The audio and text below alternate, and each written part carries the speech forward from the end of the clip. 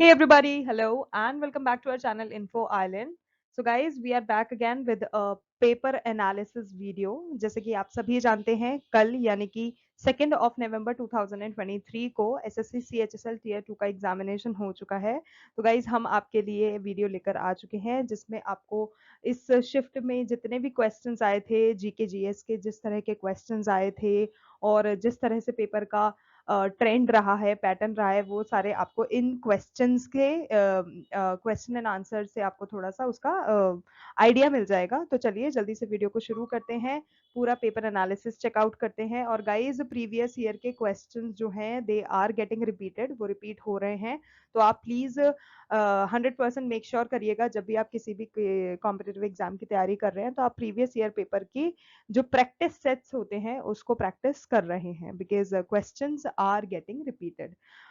Okay guys, तो video को शुरू करने से पहले आप लोगों में से जिसने भी अभी तक चैनल को सब्सक्राइब नहीं करा है जल्दी से जाइए चैनल को सब्सक्राइब करिए। सारे इंफॉर्मेटिव वीडियोस देखने के लिए इन्फो आइलैंड पर आप आते रहिए, देखते रहिए because you are going to get informative ideas and videos on our channel. तो चलिए अब जल्दी से बिना किसी देरी के वीडियो को शुरू करते हैं।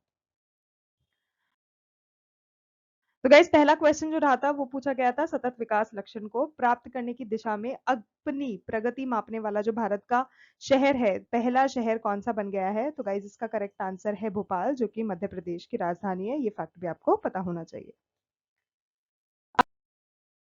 अगला है राष्ट्रमंडल खेल 2022 में खिलाड़ी एवं संबंधित भार वर्ग आपको बताना था। वहां पर आपको खिलाड़ियों के नाम दे रखे थे, भार वर्ग दे रखे थे। यहाँ पर हम आपको बता देते हैं कौन सा खिलाड़ी कितने भार वर्ग से रिलेटेड है।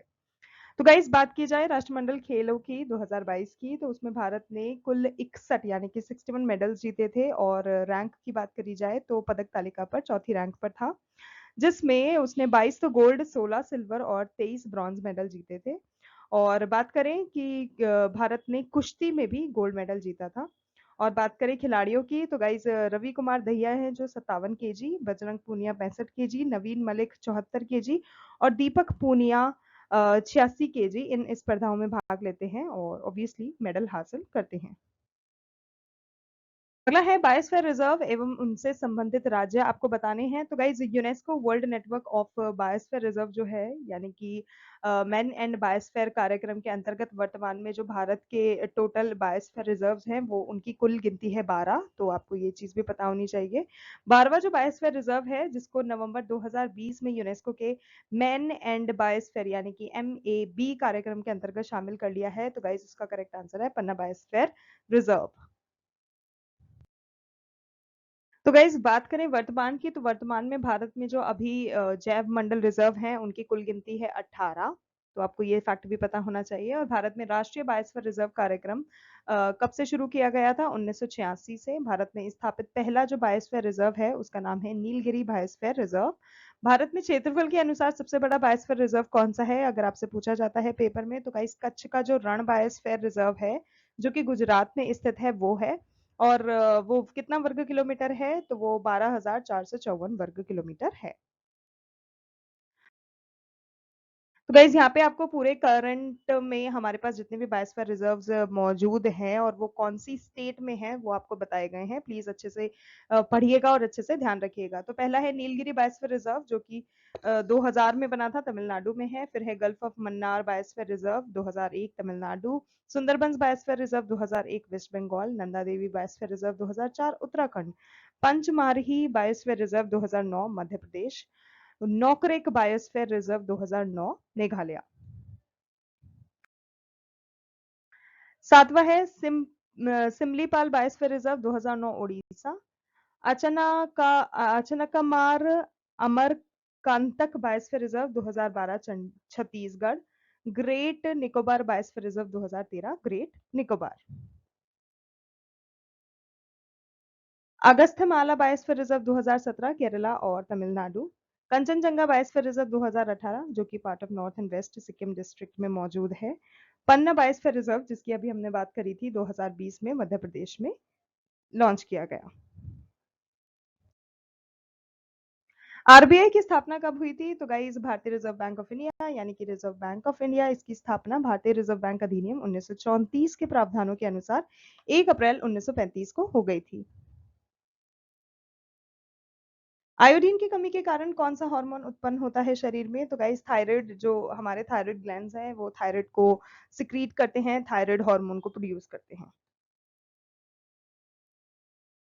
सर्वेंट ऑफ इंडिया सोसाइटी की स्थापना कब और कहां पर हुई थी? तो गाइस 12 जून 1905 को सर्वेंट ऑफ सोसाइटी की स्थापना हुई थी, गोपाल कृष्ण गोखले द्वारा की गई थी और इसे पुणे महाराष्ट्र में गठित किया गया था।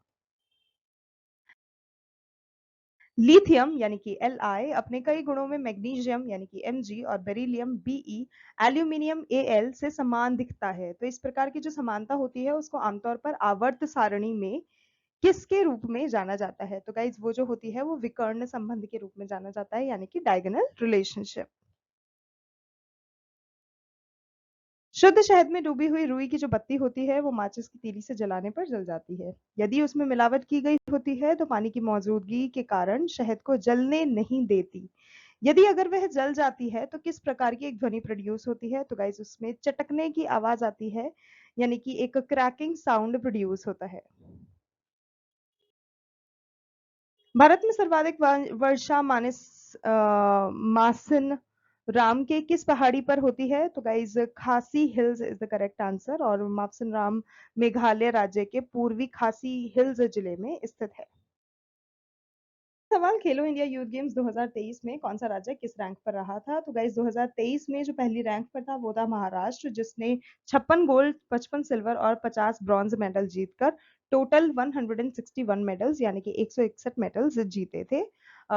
दूसरी रैंक की बात करी जाए तो वो थी हरियाणा की। उसके बाद हम बात करें तीसरी रैंक की तो वो थी मध्य प्रदेश की। खेलो इंडिया यूथ गेम्स के जो होस्ट रहे हैं तो गाइज अब तक 2018 में दिल्ली ने आयोजन किया था, 2019 में पुणे में आयोजित किया गया था, पुणे महाराष्ट्र, 2020 में गुवाहाटी असम और 2021 में पंचकुला हरियाणा।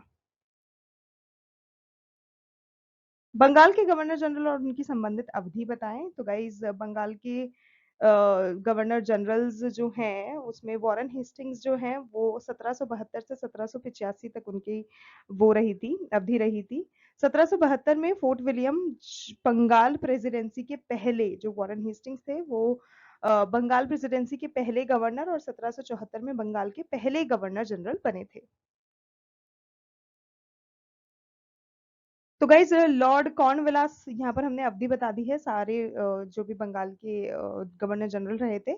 तो कॉर्नवालिस जो थे 1786 से 1793, सर जॉन शोर 93 से 98, लॉर्ड वेलेस्ली 98 से 1805, सर जॉर्ज बार्लो 1805 से 1807, सर मिंटो 1807 से 1813, और लास्ट में हेस्टिंग्स, गाइज यहाँ पे ये हास्टिंग्स लिखा है, इसको करेक्ट कीजिएगा, इट्स हेस्टिंग्स 1817 से 1823।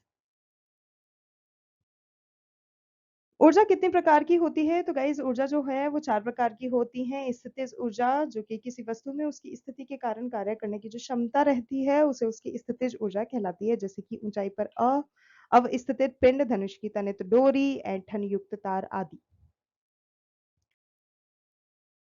गतिज ऊर्जा जो होती है यह किसी पिंड की गति के कारण उसमें निहित ऊर्जा होती है, यानी कि गिरती हुई वस्तु, एक तेज कार, लुढ़कता पत्थर, उड़ता हुआ विमान आदि। रासायनिक ऊर्जा जो होती है, रासायनिक ऊर्जा एक प्रकार की ऐसी ऊर्जा है जो कि ऊर्जा का ये जो रूप होता है पदार्थों के मध्य संचित करता है। ये अणुओं के मध्य परमाणु की स्थिति के कारण तथा विभिन्न छोटे कणों के आपसी स्थिति के कारण उत्पन्न होता है। रासायनिक यानी कि इसको हम वो भी कह सकते हैं केमिकल रिएक्शन जब होता है। विकिरण ऊर्जा, तो गाइस विकिरण वह ऊर्जा होती है जो कि एक स्रोत से आती है, प्रकाश की गति से अंतरिक्ष में यात्रा करती है, और इस ऊर्जा में एक विद्युत क्षेत्र और एक चुंबकीय क्षेत्र जुड़ा होता है। इसमें तरंग जैसे गुण भी होते हैं। पश्चिम बंगाल में तूफान का जो स्थानीय नाम होता है वो क्या कहलाता है? काल बैसाखी। पीएम जय यानी कि आयुष्मान भारत प्रधानमंत्री जन आरोग्य योजना किस नीति निर्देशक तत्व से संबंधित है? तो गाइस प्रधानमंत्री जन आरोग्य योजना जो है इसको पहले राष्ट्रीय स्वास्थ्य सुरक्षा योजना के रूप में जाना जाता था। प्रधानमंत्री नरेंद्र मोदी ने 2018 में इसे शुरू करा था, और ये तीनों स्तरों पे काम करता है, चाहे वो प्राथमिक हो, माध्यमिक हो, तृतीयक हो, और जो स्वास्थ्य मुद्दे होते हैं उनको समाधान करने के लिए इसको लॉन्च किया गया था। कुछ मुख्य विशेषताएं इस योजना की इस प्रकार है, जिसमें कि पहली है, रुपए का जो बीमा कवर होता है वो परिवार को प्रति वर्ष 5 लाख रुपए की पेशकश की जाती है। अधिकतम लाभ प्रदान करने के लिए योजना में परिवार के आकार और उम्र की कोई सीमा नहीं है। उपचार के दौरान किए गए सभी माध्यमिक और तृतीयक जो देखभाल हैं वो सारे इसमें कवर होते हैं। जो भी पूर्व मौजूदा स्वास्थ्य स्थितियां नहीं है, जो कि 3 और 15 दिनों के अस्पताल में भर्ती होने से पहले और उसके बाद के खर्चों को भी कवर करती है। वर्तमान में गृह मंत्री कौन है? तो गाइज अमित शाह हैं, जो कि एक सहकारिता मंत्री भी हैं अभी। जनगणना 2011 में साक्षरता रेट का क्या रहा था? तो भारत में जो साक्षरता दर रही थी वो 74.4% थी और पूर्वोत्तर में सर्वाधिक साक्षरता दर जो थी वो मिजोरम में रही थी। That's it guys, these were the very important GK GS questions जो कि आपके CHSL Tier 2 के एग्जाम में आए थे। और गाइज इसी तरह का ट्रेंड चल रहा है, इसी तरह का पैटर्न रहेगा एग्जाम्स में और डिफिकल्टी लेवल ज़्यादा नहीं है, तो प्लीज़ प्रिपरेशन करते रहिए और एग्जाम्स देते रहिए। आपका सिलेक्शन ज़रूर होगा। अगर आपको वीडियो अच्छा लगा और इसी तरह के और इन्फॉर्मेटिव वीडियो देखने के लिए जल्दी से जाइए, चैनल को सब्सक्राइब करिए और नोटिफिकेशन पाने के लिए बेल आइकन को ज़रूर से प्रेस कर दीजिएगा, जिससे जब भी हम किसी न्यू वीडियो के साथ आए आपको उसका नोटिफिकेशन मिल जाए। Thank you so much for watching and we will see you in our next video.